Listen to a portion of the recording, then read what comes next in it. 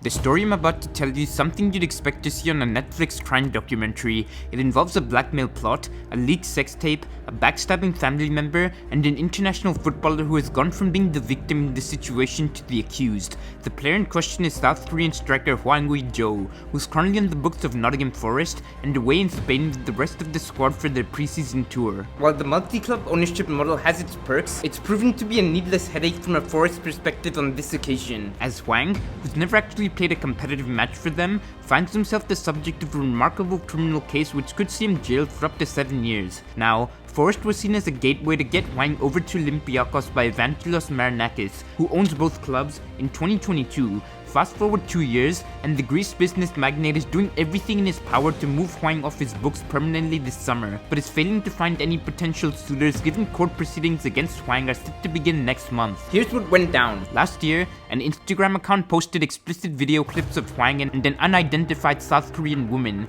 Hwang's management company in UG Sports brought in lawyers to take action against the anonymous account and had it removed off Instagram for violating their policies. Shortly after, however, a different account was set up with continued threats, stating that there were many more videos of this ilk waiting to be released. The person posting claimed to be one of Hwang's former lovers, who accused him of having relationships with numerous women, gaslighting them, and ruining their lives one by one. A police investigation was launched, which uncovered a staggering series of clues that showcased the perpetrator's IP address came from Hwang's own house. As it turns out, Hwang's sister-in-law, who's working for him as his personal manager, was at the premises at the time the messages were sent out. In a further twist, it was revealed that she and her husband, who is Hwang's elder brother, were directors at UG Sports and employed on Hwang's behalf. Initially, the couple denied any wrongdoing and claimed that they were being framed by hackers. The investigators began to become suspicious when the pair of them wiped their phones clear with the factory reset when called in for questioning. Eventually, after hours of interrogation,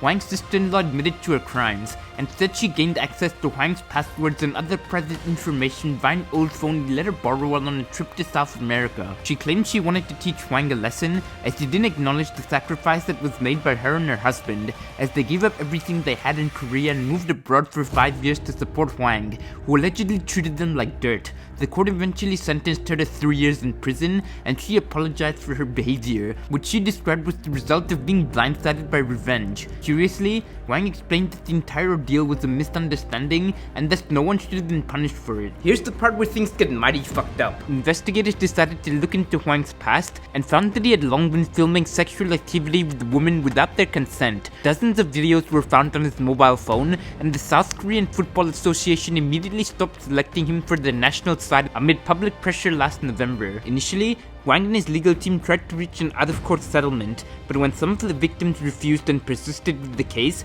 Hwang began releasing personal data about the victims, including their phone numbers, addresses, and marital status. One of the victims felt so threatened that she contemplated suicide and remains in intensive care in a state of shock. What happens next, Lord only knows. Because while Hwang would undoubtedly be serving a 7-year prison sentence if he was a randomer, he happens to be a high-profile multi-millionaire footballer with a blindly loyal fanbase and a plethora of contacts up and down the country who will be looking to help him in return for favors in the future. So we'll have to wait and see how this one plays out. Do let me know what you make of all this down below, and I'll catch you in the next one, folks. Peace.